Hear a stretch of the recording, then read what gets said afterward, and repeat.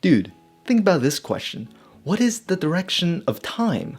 Why does time flow from past to present? Well, you may think that I'm crazy. Well, time goes in this direction because it's how life works. It makes sense to you that the past is apparently different from the future. We're born, we grow, we flower, and we die. Time flows so that we can remember the past but cannot recall the future.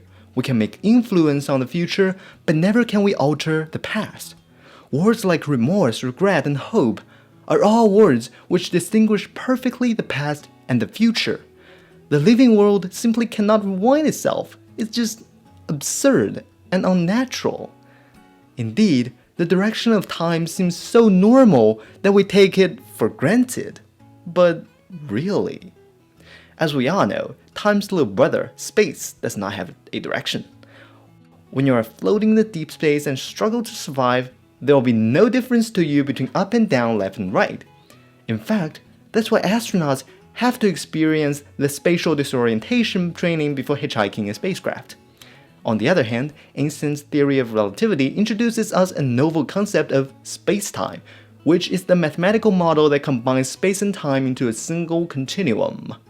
Then, in this concept, shouldn't the space and time be the same thing, and therefore time, like space, does not have a direction either?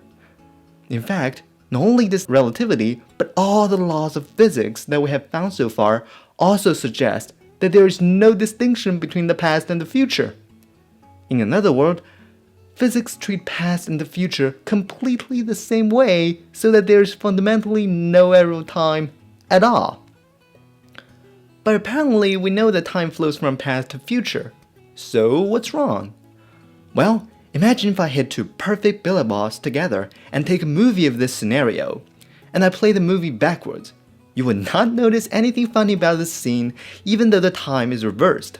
Indeed, the two balls bump into each other is completely reversible with same motion and trajectory.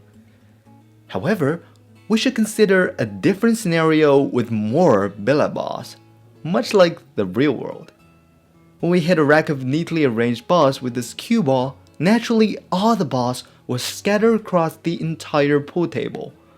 But when we play this collision backwards, we will immediately notice that it is impossible, because we can never see anyone who can hit a cue ball into a random scatter of balls so that they just all move back into a neatly arranged rack.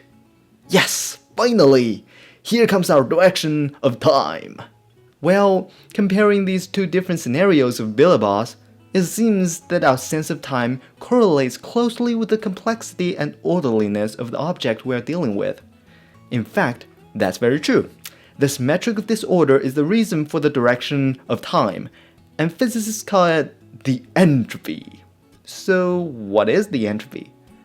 Entropy can be viewed as a measure of possible configurations in which a system can be arranged without changing its macro states such as temperature, pressure, and volume. In statistical mechanics, entropy is defined as k times the natural log of W, in which W is the number of configurations and k is the Boltzmann's constant. Hey, what the heck does all this gibberish mean? Well, here's an example. Imagine in this 40 times 40 grid, there are two systems. System 1 has 100 positions for atoms to move into, and System 2 has 1500 positions for atoms to move into. An atom, represented by this tiny little square, can move randomly in these two systems.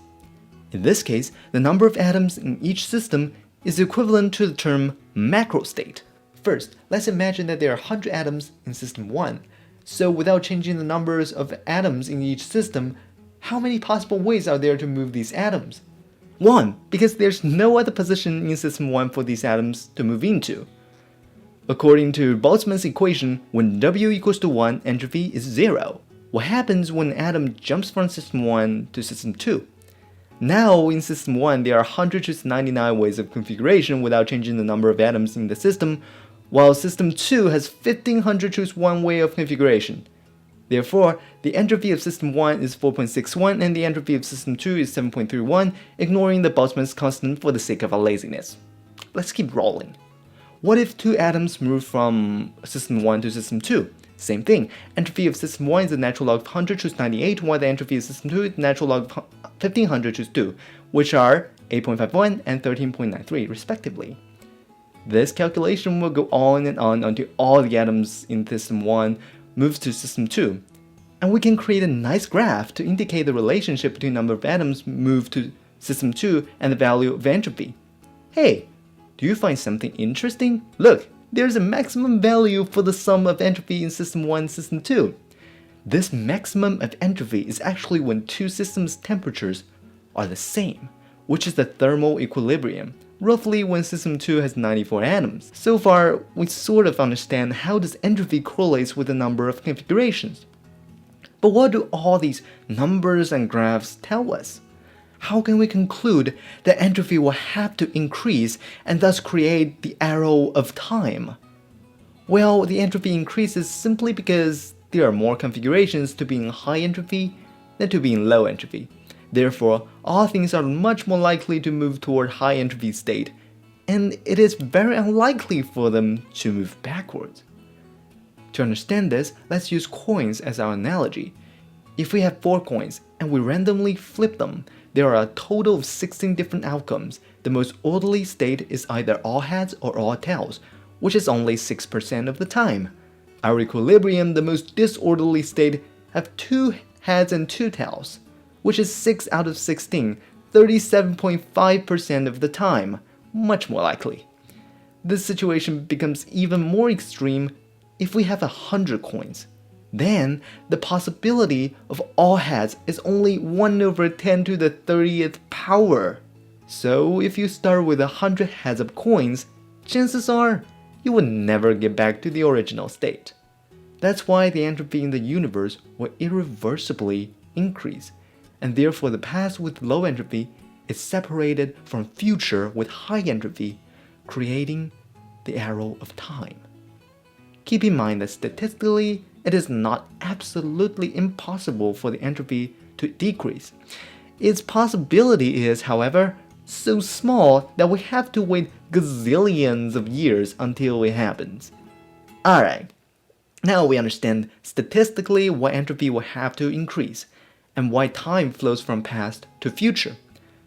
Our conclusion can actually give us much insight about the destiny of the entire universe. In the future, because entropy always increases, the entire universe will eventually reach an empty, boring, and lifeless equilibrium. When we think about the past, however, the forever increasing entropy leads to a confusing question that puzzled physicists for centuries and is still not resolved. That is simply, why does everything start in low entropy? As the entropy keeps growing, the universe has to have really low entropy to start with.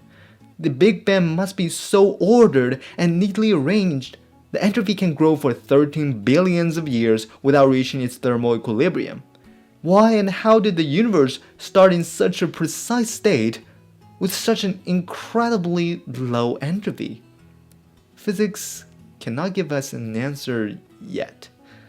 One possible explanation by Shankarl is that the universe may be inside a bigger system, which create matters through quantum fluctuation. If this fluctuation can create particles, planets, and even galaxies, why cannot it create matters that bend space-time like a black hole and pinch off to become a baby universe? Yes, the possibilities of these fluctuations are extremely small. But guess what? The universe has an infinite amount of time to wait. If this crazy hypothesis is true, then the entropy of the entire multiverse will always increase by forming new universes, and the ultimate equilibrium will never be reached. Then the world will always be colorful and full of opportunities, instead of that stable, boring equilibrium. Okay, all of these are just hypotheses, but they do show us the powerful potential of entropy and thermodynamics. It sounds crazy that all of these huge terms, the arrow of time, the end of the universe, and even the conjecture of multiverse, all stem from this idea of entropy, this random movement and configuration of tiny particles. Indeed, that's the beauty of science. From the most fundamental and abstract things, we can see the biggest picture of the universe and the truth of the world. This is the entropy and the arrow of time. Thanks for watching.